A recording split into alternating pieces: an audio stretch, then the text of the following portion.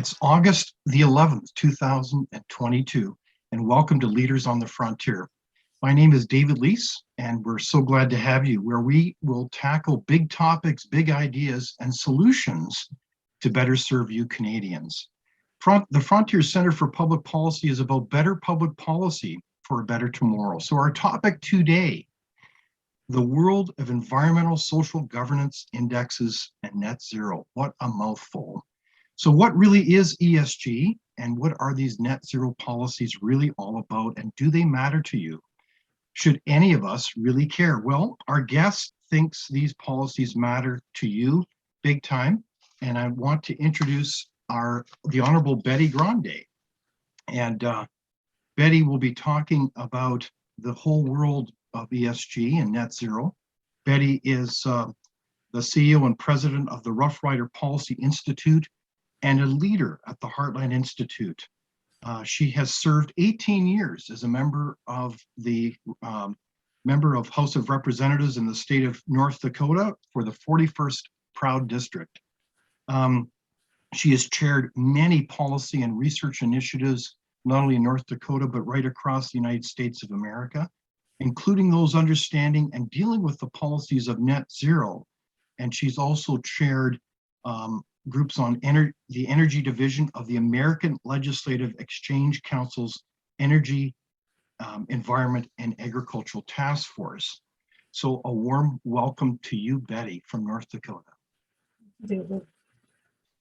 Bette, I want to just dive into this right away and just set a little bit of the context. So how did you get involved ultimately in becoming a state representative? What drew you into that career and calling? Well, I tell you, growing up, I was never going to be in politics. I was not the one in the front. I was in the back. I did campaign work. I did all the things behind the scenes. I was not thinking of ever running. I grew up in a multi-generational town where I had my great-grandma and my grandma, and influence from everybody who always pushed public service. But I never thought of it as being the public servant until the senator in my district came to me one day and said, one of the House members is retiring and we want you to replace him. And it was like, oh, that's a little out of my box. Let me go home. I got to pray about this. I have to talk to family about it. I had 3 small kids at home. So my husband and I started praying about it. We asked the kids and they were like, well, what does it mean if you're gone? And so we went through the scenarios of all that. And then I had called my dad, who being, daddy's little girl. And I said, what do you think? You know, I've had this opportunity to run for office. And he says, no. Mm-mm. And it was like, He said no. No. And I said, oh, okay. Why? He says, oh, I don't want to hear people say bad things about my baby girl. Oh. And I just said, well, didn't you teach me how to have thick skin? And so at that point, he said, okay. And so I've just always kind of lived by the thick skin, warm heart. And that's where politics kind of came in for me. Tremendous. So can you give us a little bit of a glimpse around the state of North Dakota? What's it like? I've had the privilege of going there many times, but what's it like for those people who don't know? I was born and raised out in Williston, the heart of the Bakken Play. It's a great community. North Dakota is rich in energy production, very rich in production agriculture. We're number 1 in durum and spring wheats, flax, canola, dried beans, honey. We're number 1 in the nation in those. So, I mean, you can see how agriculture is extremely important, but we're also rich in coal. We're in lignite coal. We've got a great, obviously with the Bakken, the oil and nat gas play. And it's just, it's great. You hunt, fish, you bird watch, you do the nature trails. It's that very peaceful area because we share the Peace Gardens with Canada. That's right, yes. And a neat location. And I should just clarify, so North Dakota, where would it rank in terms of per capita GDP and wealth? We are wealthy because of our oil, Mm-hmm. and because of our productions. we have a high percentage of millionaires, as odd as that seems, in our low population state. We're one of the lowest in population states. But because we allow our citizens to own the minerals under their land, hence the development of oil and Oh, gas, fascinating. Okay. now they But- benefit. Okay. So if you look at the statistics, which I am a fan of statistics, North Dakota is one of the wealthiest states, certainly in the United States, and certainly one of the wealthiest jurisdictions in the world.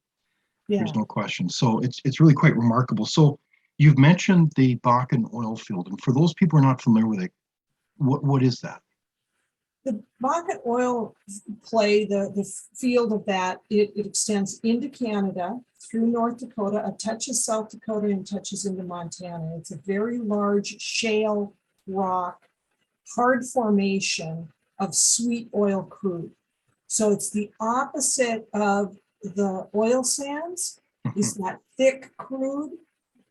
And then we have what's called a sweet crude, which is, so they're the different kinds of the oils. Okay. But the scale of this field, for people who don't realize, how does it compare to Saudi Arabia? Oh,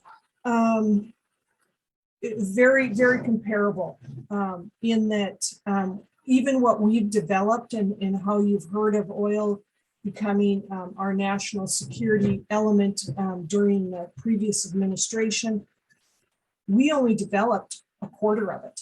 We were only a quarter in. I mean, it's massive. It's hardly been touched. Okay, so just to be clear, this hasn't just put North Dakota on the map in North America. This is a world deposit like the oil sands. And it's the type of deposit that, as you said, is an international play. It goes right into Manitoba, southern Manitoba, the Verdon area is kind of an epicenter, right up all into Saskatchewan, and even, if memory serves me correctly, part of Alberta. So this is a large play. And is it benefited the people of North Dakota, just to reiterate that? Oh, very much so. Like I said, the mineral owners, we had millionaires popping up, multiple of them every day due to their mineral rights and an oil play developed right on their land.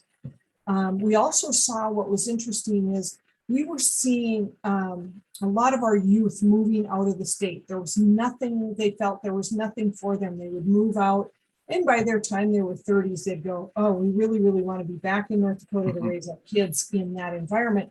Well, we've had that totally reverse on us, because all those young people were getting jobs that were six-figure jobs, right? And some of them right out of school if they were capable of the work. And so to be clear, just like so many Canadian provinces like Alberta, it's really a magnet for people. It's a magnet of opportunity, right? Absolutely, absolutely. It was always an interesting thing. At the height of the play, you could I'd drive home to visit family, and you could see the license plates of every state. People from all over the country were there. They were working, they were moving there, and it was a great thing for North Dakota. Okay, so no, it's interesting. So you use the word at the height of the play. So that begs the question, we're not in the height of the play anymore, right? Bette, what happened? Well, what happened was federal policy got in the way. Federal policy got in the way. Yeah, it's that over-regulation, the roadblocks that get put in under the Obama administration, they kept coming out through our Environmental Protection Agency, and they would come out with all these things of a clean power plan change, or the waters of the US, change of how business could be conducted in the protections of these things. In doing that, it would stop production over and over again. We were managed to, through lawsuits and stuff of those policies, manage to keep the play going. Then through the Trump administration, it just boomed, because it was an administration that wanted to see that energy freedom, that energy security come into our nation.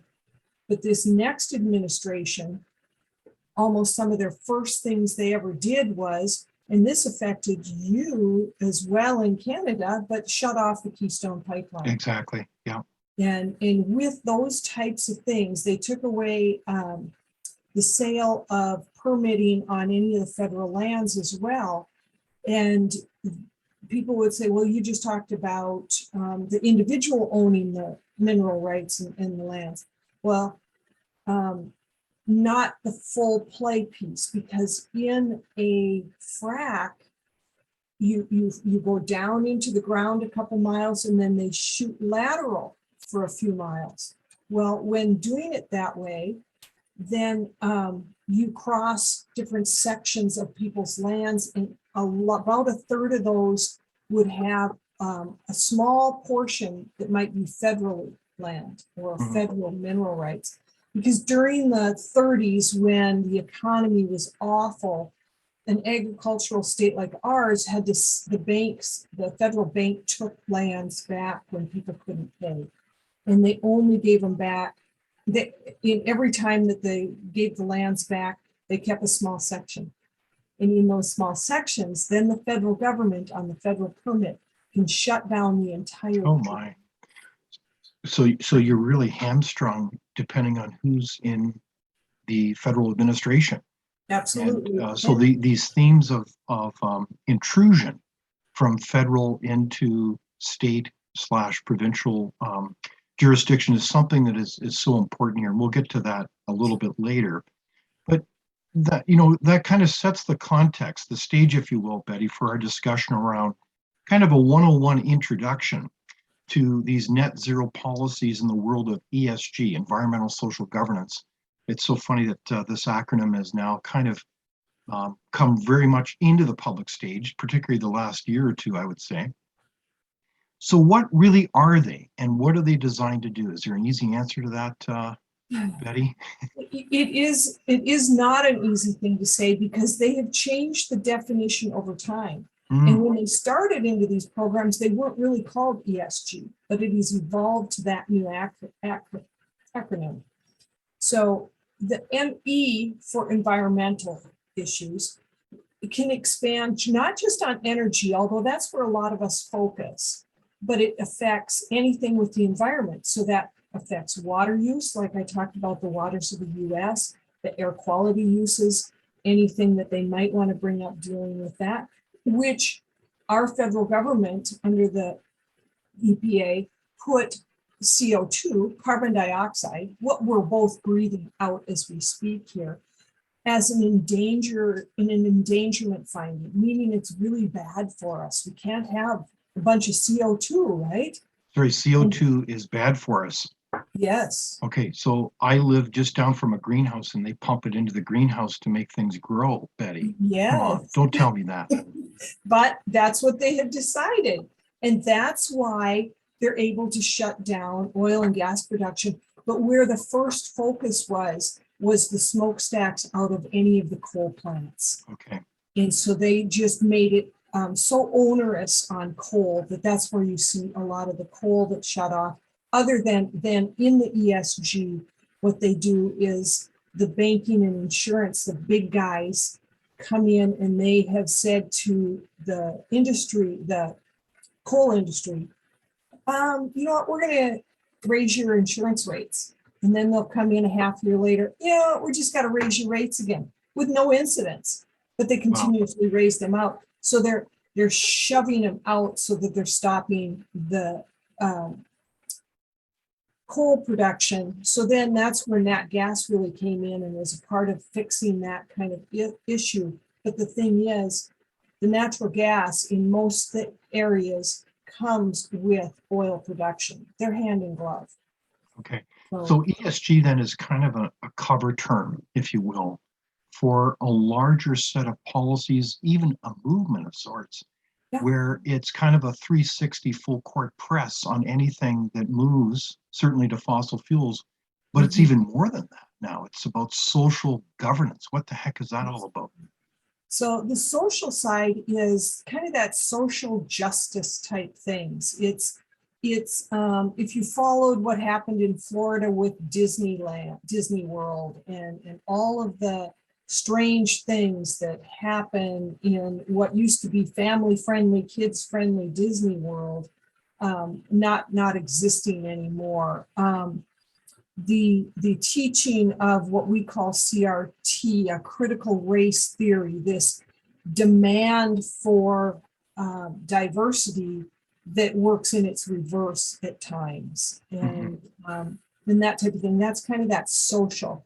And then the governance is the same type of thing, where it's forcing governing boards, hence governance, to adhere to social justice type things. So they're going to mandate your company to have their board of directors and employees have to be in certain categories. So you have to have this many Black workers, this many Asian workers, this many Hispanic workers. You have to change the way everything's governed. And if you don't, you get a bad score. So then you don't have, either your Wall Street trading goes down, or your ability to have capital from the main banks is pulled away, and all kinds of things like this. So just to clarify, so depending on this, I imagine they range in terms of complexity. Your score related to ESG, whether you made the right kind of environmental decisions, social decisions, governance decisions, however they, dare I say, the wokus social justice warriors define it, you may not get that loan. You may not get that financing to go ahead with your project, or you may be somehow blacklisted off of something or other. Is that right? Is that what we're talking about? That's exactly right. And you see it right now in the Bakken play. Why isn't North Dakota producing and developing that other 3/4 that's there? Because our energy companies are not being given the capital because they're not green. Wow. So they put the squeeze on them. Absolutely. And they've got an oil deposit as big, if not bigger, than Saudi Arabia, but they still want to go to Saudi Arabia cap in hand, as your president did. Was it just the other week? Asking for more oil. It's insanity. It is absolutely unbelievable. Wow. Instead of getting our development of our energy in our country, we're going to our enemies and asking them to supply our energy source. Wow. Just shocking. Yeah, and by the way, Canada, we think we're your friends, so we would like the Keystone Pipeline to go ahead. And I mean, we're talking ultimately about a continental energy strategy, right? And that's always been the strategic perspective on energy, hasn't it? And yet we're not pursuing that. Absolutely, and we this current administration has treated Canada as though it was some form of an enemy versus our best trade partner. Right. And our, as I mentioned earlier, we have the peace garden. We're peaceful to each other. Yes, that's right. Used to be open borders. We used to just fly up to Winnipeg any day we wanted and come back. It's very strange. Although the paradox to this is that we have a federal government that is very intent, as I know you know, that in bringing our fossil fuel industry in Canada to a close. So it's almost like the Biden administration and the Trudeau administration is very much on the same page on this. Absolutely. Which is really quite absurd. So let's talk about impacts. What are we seeing? Like, how do these kinds of policies, and I know it's hard to generalize, it's a little bit of a dynamic moving play, as you say, they redefine these terms, but how does it affect real people, like real industry, agriculture, manufacturing, and families? Well, I think you see impacts at a lot of levels. Just as we were talking about the energy production, the energy going down, we're seeing then, of course, the price of gas and diesel at the pump stations. And so people can't afford that to put in their cars and to be able to travel. And that affects the person who's on a fixed income that's trying to get to and from work. I mean, it's costly to get to work because of the price of the gas. Well, then they go to the store. The price of milk and meat and other products are through the roof, and you can't afford to feed your families anymore. I mean, you're talking high percentage increases on all of these products. We saw a couple dollars increase on our milk. And so if you have children at home and you're buying a gallon of milk, you're paying a lot of money for that. And the same goes for the meat products. And why are the products going up? Why are these particular products going up? Because production of these products has gone up due to you have a decrease of nat gas. Nat gas goes up. How do you make fertilizers? It's from those products. So the production agriculture side is going up, it's going higher.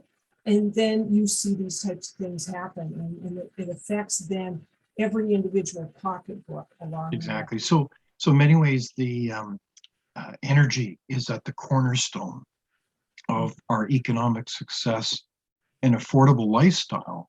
And so when you go after energy, particularly fossil fuels, which is really driving 80 to 90% of everything, then you're in deep trouble. So the farmer protests in the Netherlands that we've seen so much coverage of is really not a surprise to you, is it? No, it doesn't. It isn't, but it is encouraging. I love to see the fact that people are standing up against these issues. You're seeing it in the Netherlands, you're seeing it in Italy, Poland, Germany. The farmers are standing up and saying enough. And when you get a large group of very important people like that to stand up and say enough, this is an insidious overreach of regulation, and it's got to stop. Right. You know, it made me proud too when I watched your truckers last year stand up to the government on what was a very big concern for them. No, it is truly remarkable. And speaking of the truckers, we had, as you know, a situation where our federal government, without, in retrospect, a shred of evidence around the medical mandate, let alone any local police input that demanded for the imposition of the Emergency Measures Act, or really martial law, that was implemented. And that allowed them to freeze the bank accounts of so many people who were not only those truckers, but people even contributed to that peaceful protest. So is that an example in kind of this Orwellian future of ESG in action? It was exactly ESG in action, because this is from the big banking industries who are taking control of all of the monies, and they are deciding who gets what when.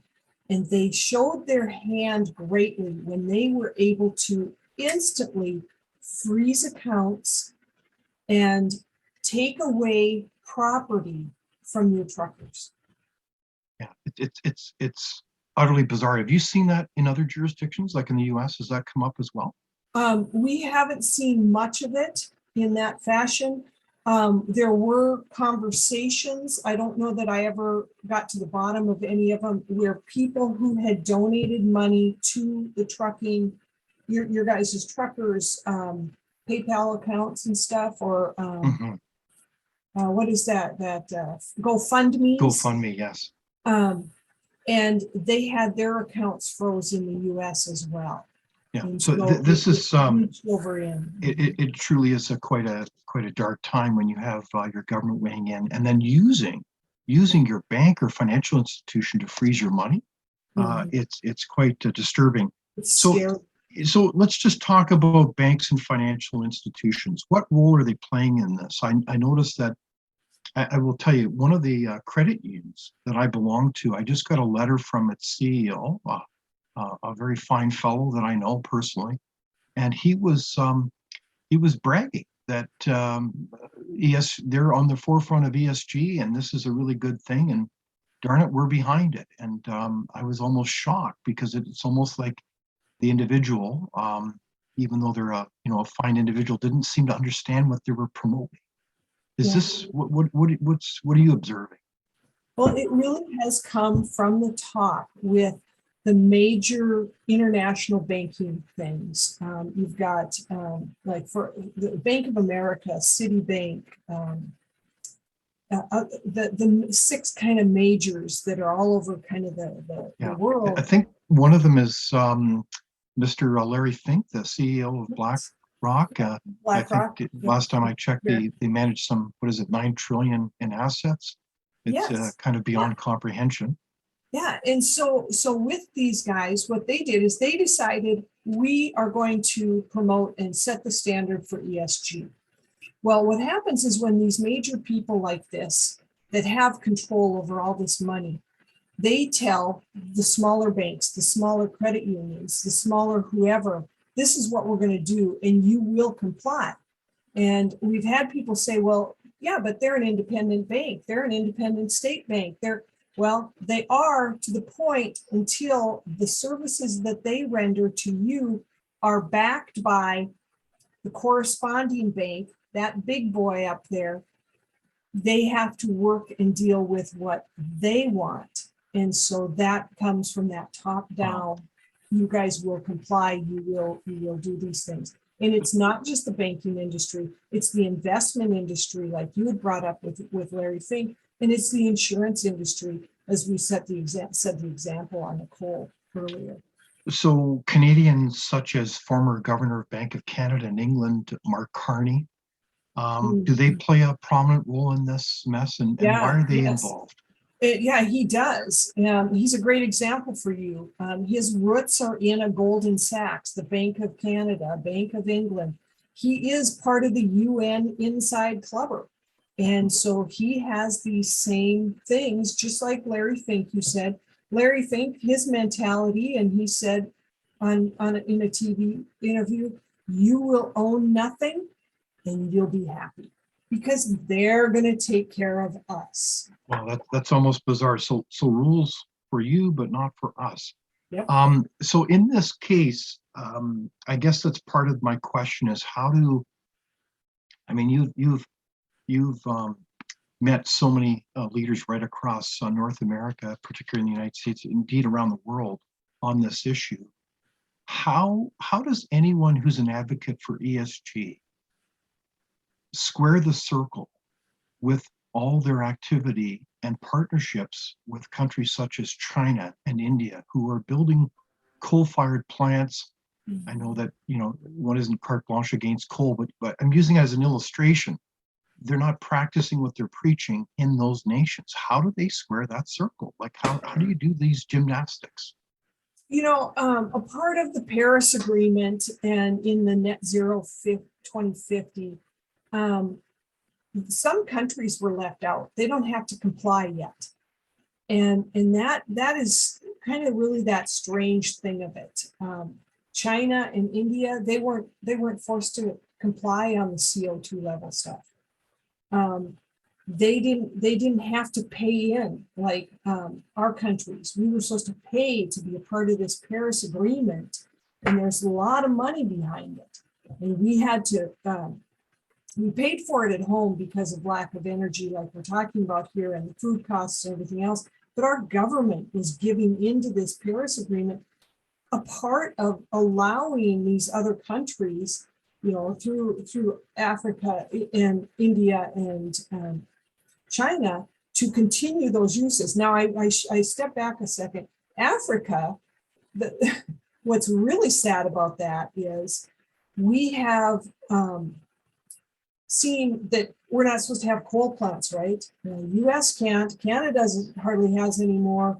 And in the African countries, these developing countries who need energy for the simplicity of being able to boil water for health reasons and for cooking, and instead of burning dung to cook their food, that they need a coal plant.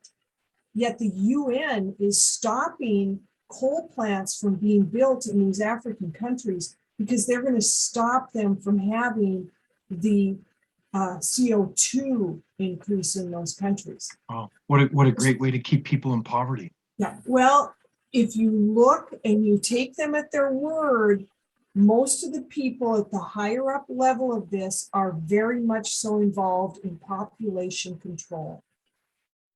So what better way than to leave the African countries to die off than to be able to populate? Yeah, it's almost bizarre. So just to step back for a sec. So ESG, we've learned, is not kind of a focused policy. It's really a larger header for many different policies. And part of that is, I don't want to sound dramatic, but it's basically covering everything. Is that right? Like, if you look at these policies, it's not only about saying basically we don't want you to drive a car, we want you to eat certain foods, e.g., no meat, no dairy. You're going to eat insects, I suppose. You're going to farm in a certain way. Is that it? Like, it's basically everything Yeah. ultimately. Well, land use to land grabs. And Sorry, so some land of use to these, land grabs. yeah, because you have a Bill Gates who's going around the world purchasing large plots of land. Mhm. Now, he hasn't said what he's doing with them, but a lot of these are agricultural producing lands. And we haven't heard that he's going to produce ag on them yet. So is he going to help starve it out till what some would say, once they control all of the food, they'll decide who eats and who eats what. Okay. Now, Wow. that sounds a bit biblical. Think about it. But there is something to that, in that why we don't never hear the why from these guys. Why are you doing this? And Yeah. So why do what? you have to do this? I know you're speculating, but based on your research and you've seen this up close and personal evolve over the years, why are they advocating this? And I know that there's different motives, aren't there? There are different motives, but I think for the most part, they're smarter than all of us. So they should control all the money. Okay, so I detect that's sarcasm. Is that right, Betty? I Okay. believe that was sarcasm. So, I mean, they feel that they know better than the masses should do. And Okay. so they want to determine how and what the masses will do. And they will determine who should eat, who should have wealth, who Okay. should own anything. Okay. So the Trudeaus, the Prime Minister, the John Kerrys of the world will fly in their jets, Yeah. but for the rest of us, we'll have to, I don't know, I guess Zoom. Yeah, we can Um, Zoom, lock us down in our houses again, okay. and make us do this. Wow. As long as you have a solar generator out there to run your computers. Okay. Well, precisely. But all this stuff is on the climate front moving. All these policies are driving us towards things such as, quote, green energy, e.g., wind and solar. Is it really green? No, it is not green. It's terribly not green. And what's really interesting is you take all these great big wind towers, and they age out at 10 to 12 years. So Oh, I they didn't have realize it was that short. 10 to 12 years, they age out. in that first round of them, those smaller towers are all coming down for the bigger towers, and they're aging out. And so when they do, so they're going to recycle them, right? Oh, that's Okay. right. None of it can be recycled, Mhm. and they cannot figure out how it's going to decompose. And so what they're doing is digging big pits and burying them, or just stacking them up and wasting land space by that. The same goes with the chemical, the rare earth minerals that have to go into the batteries that back up both wind and solar. Wow. Those batteries that run the cars. Terrible use of mineral rare earth, and hard to find. And when it comes to getting it, it's in the African countries, and it's child labor, and it's abuse, and terrible working conditions. And that's what you're putting in. You're putting the blood of these children in your batteries to run your car. Wow. So this is the irony. Okay, so bear with me for a sec. So part of the irony is that they're advocating these policies, which really ultimately zero in terms of control over really every aspects of our lives, pretty much. You have a situation where they're advocating it under the idea that this is green energy, wind and solar, which in fact, as you just pointed out so well, are not. They're based on fossil fuels. To be consistent with their ideology.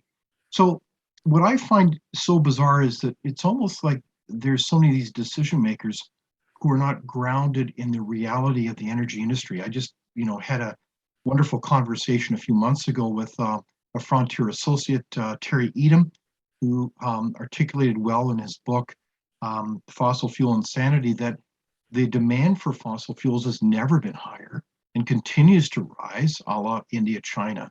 And yet from this kind of North American, European bubble, we somehow think that we're going to just phase out fossil fuels, when in fact the larger phase out is ultimately, I don't know if we go to nuclear or fusion or something like that, but ultimately this is green fantasy thinking. It's not grounded on any reality. Are people starting to figure this out as we get into, I don't know, energy outages like we had in Texas or in Europe, where we've got energy costs so high that you've got senior citizens on a fixed income freezing in the dark? Right. And so, with this, there's so many people that bought into this idea that we needed to save the planet by doing all this. And it really kind of has become the religion of a lot of these people. Sorry, a religion. Yeah, well, because that's what they live and breathe by, is what did I do? What made me feel good about saving the planet today? And in that going in, it's more of it almost, and I say religion because it's worshiping the planet over life in what's important. It's more about what's more important, the tree outside there, or whether or not my child has a book to read. Some of the strangeness that comes from this insidious idea that we somehow are going to be able to destroy the world. Okay, so and part of this is it not a kind of a classic play where there's an emergency? I remember distinctly watching Al Gore's presentation on the inconvenient truth. None of those truths ended up being truths for some reason. But what we do know is that the ringing of the bells of climate emergency, but it's not just that now in ESG, it's the bells of racism and wokeism. Like, it's on all fronts. There's a crisis and an urgency to act and implement these changes. Is this all about creating that pretext of crisis so they can make these changes? Do you notice that as well? Yeah, never let a good crisis go to waste. And so initially it was that the world was going to be covered with a glacier again because we were cooling. And then all of a sudden we were warming. And now that we warmed up a little bit, we're going to deal with climate change and it's causing the climate change. And it's this ever evolving, changing things, because if Al Gore was right, I think a big chunk of the coast should be covered with water right now, and Florida shouldn't exist. Right. But nothing's changed. Yeah. And so, we have to be, cognizant of those types of throwing something at the wall, hoping it's going to stick and get people to change and follow what they want to do. Okay. So that's a pattern that we notice.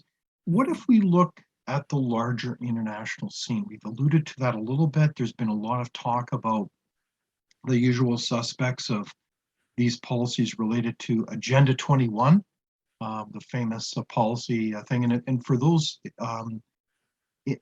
in our audience, if you haven't read Agenda 21, please do that. It's a very profound document out of the United Nations. But what's the relationship with all this with Agenda 21 and, dare I say, the World Economic Forum, without sounding too much like we have tinfoil hats on, Bette? Well, I think they're the ones with the tinfoil hats on, thinking that the world's coming to an end tomorrow. But it is all in the same. And as I've said before, it hasn't always been called ESG. It's been called all these different things. And initially they thought it was going to be in 2021. And now all of a sudden we're supposed to do this, CO2 by 30, no CO2 by 30. And now we have net 2050. They keep moving it down the line because they don't know what they don't know. And I mean, look at when you watch the news tonight and the weatherman comes on and he's going to give the forecast. And he might be pretty close for the next day, 3 days. When he comes to his 10-day forecast, how many times has it changed before that 10th day? If we don't know specifically what's going to happen in 10 days, how do they really think they know is going to be happening in 50 years? Yeah, And no, it's kind of absurd. it is, it begs the questions. It begs the question. But I do notice that the weather reporters now consistently use on a hot day the bright colors of orange and red rather than green or something like that. Well, and what's really interesting to that, there was a map, I saw it out on a website that had a picture that 10 years ago had the weather pattern for the month of July. And the temperatures were written in there, and they were averaging this 85 to 87 degrees, Fahrenheit here. And there was a map of this year next to it, and this was green and yellow because those were the average temperatures that we were expecting during that time frame. These were orange and red, this lesser temperature. So these were 85 plus, these were about 83. So not big differences, but this was considered really hot and this was considered normal. Within 10 years, they have flipped how they present the information to you when it's the exact same. And a total disregard for basic statistical rules. Yeah, oh, absolutely.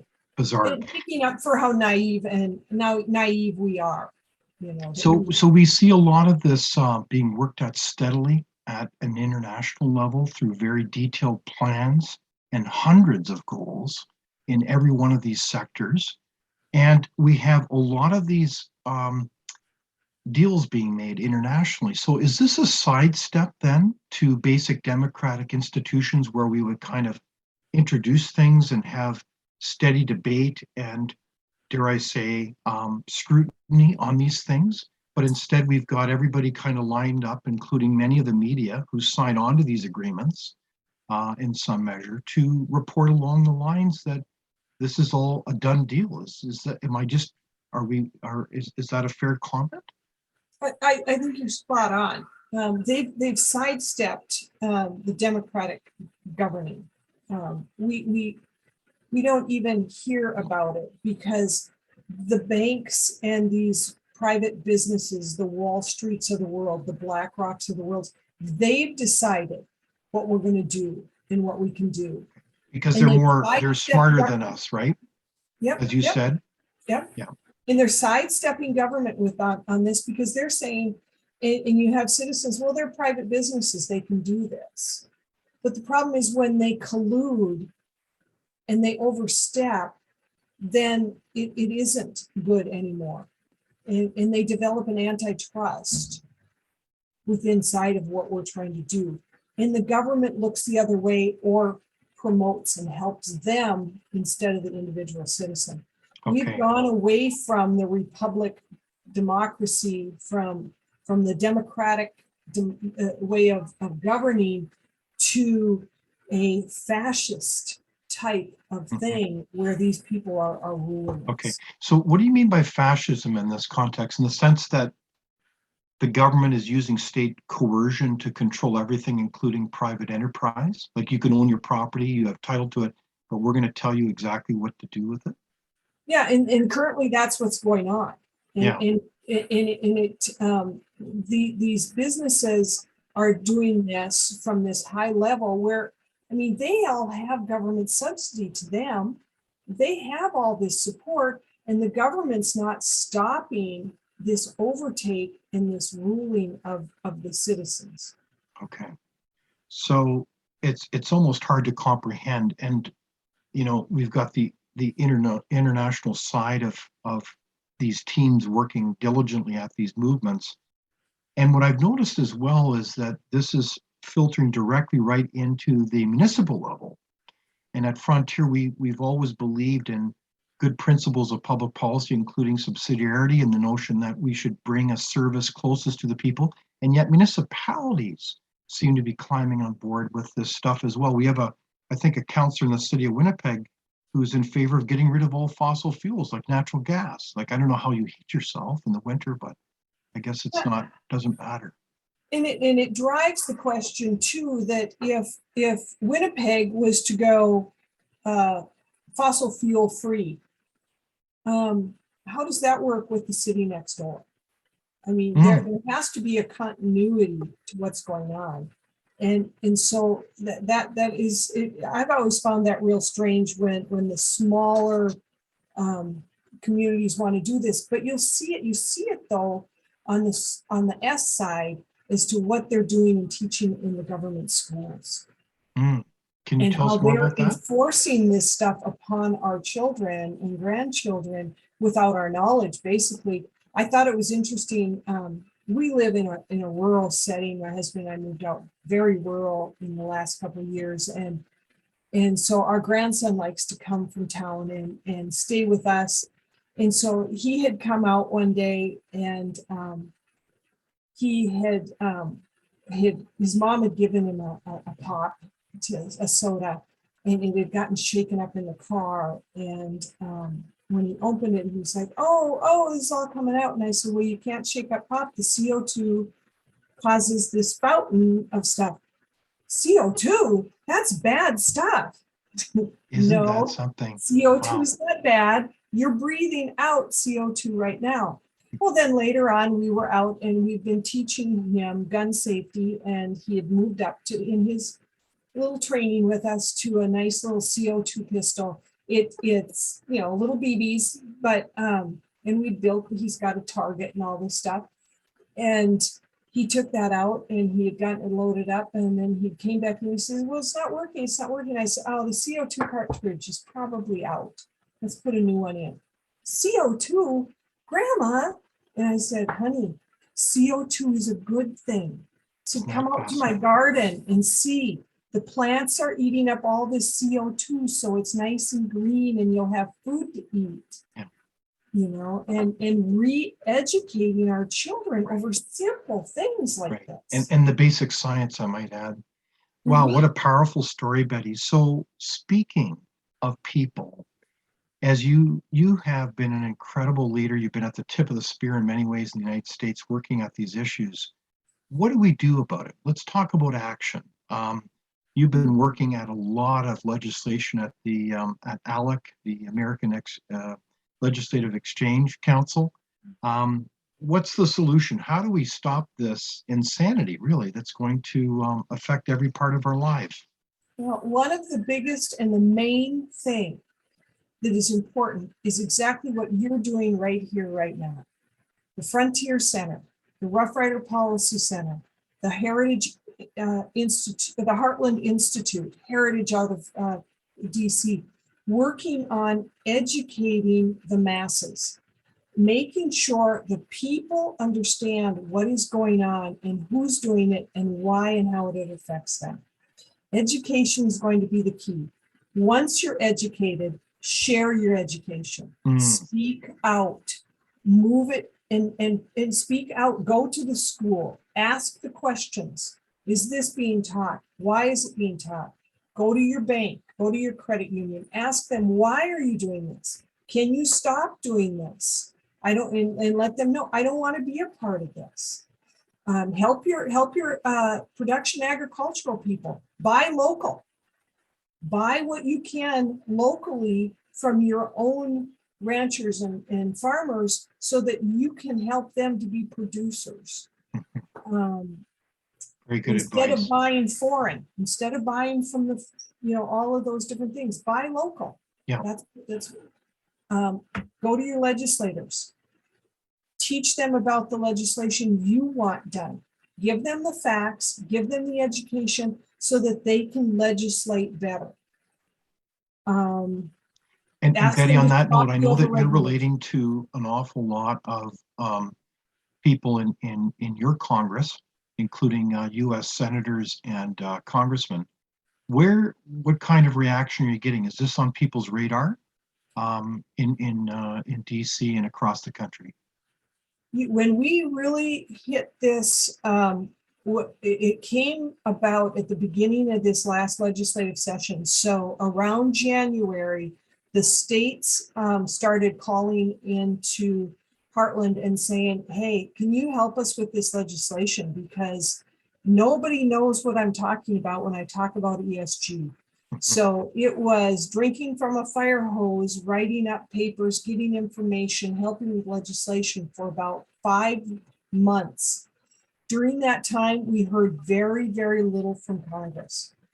And that was frustrating. But since that time, since that May time frame, we're hearing more and more from our senators and congressional leaders that, hey, you know what, we have to get this going. We have to address this. We have to learn more. We have to. And many of them are saying, help us with marketing. Help us know what to do to market this out to the people so they understand what's going on. Exactly. So there are answers. There are things that you can do, not the least of which is call your representative. And that, in Canada, that does work. People need to call. If you're not in the face of your decision maker, you're out of sight, out of mind, right? Yes, very much so. And even if it's just 10 people that call you, Mhm. the thought process is if one person took time to call, there were probably 10 more. So every time you get that call, you know that there's a bunch of people that just didn't know to call or didn't feel comfortable with the call, that type of thing. So there's more people than just the ones that make the Very good. notes. I do want to note for our audience that Frontier does have an extensive website, and certainly on this topic, we have Frontier fellows such as Ian Matson doing considerable research about the Canadian context, and also our effort is to look at how we provide practical, concrete advice to decision makers about what to do. And I know that's very much what you're working on, Bette, in your leadership right across the country. Mm-hmm. Yeah, and we're just trying to make sure that the people are informed. That is really what we are all about. So as we come to a close, Bette, one of the questions I did want to ask you is really twofold. One is, what do you think is the change of awareness regarding these policies and their impacts on Main Street? I'm not talking about the corridors of power, but on Main Street. Has this changed in your mind, the visibility and awareness regarding this? And secondly, where are your signs of hope that you want to share with us today? Well, I think what we're seeing on that Main Street and the average person, they've seen it in their pocketbooks and they're asking the questions. And once the people start asking the questions, things start to change. Politicians don't make the change. The people tell the politicians to make the change. So it's up to the people to do that. I'm positive in that because the average person that you're running into are now saying, there with this thing that's going on, this ESG, is that why this is happening? And so they're starting to connect the dots. They're listening to these leaders and they're saying, they weren't just saying that. I got to take them at their word. Exactly. And they're starting to listen to that and understand that it's time to stand up. Very good. Well said, Bette Grande. I just want to thank you, the Honorable Bette Grande. You've been a friend of Frontier, and we're honored to work with you as a partner, even across the border with the United States. And you have certainly been one of the leading advocates in dealing with these policies. And we thank you for your tireless efforts on behalf of all of us as North Americans. Thank you. So I want to now thank all of you, friends of Frontier, who've joined us today. I encourage you to keep involved with Frontier, and we certainly welcome your comments. Be sure to join us on September the 8th on Policy on the Frontier. We're delighted to have Frontier Senior Fellow, Dr. Patrick Moore, join us, and co-founder of Greenpeace, as we update on climate policy, because it has nothing to do with science. We're also pleased to announce that on Thursday, September the 22nd, The Honorable Preston Manning will be joining the Friends of Frontier at a luncheon in Winnipeg on the topic Rebuilding Canada. Tickets are available on Eventbrite, and please join us. It's an event you do not want to miss. Frontier does not accept any government funding. Your support, your donations make our work possible. So thank you to all of you. That's it for today. And remember, without open discussion and debate, you're not thinking, and nor are you free. Keep asking good questions and do not be afraid. On behalf of all of us at Frontier, thank you for joining us.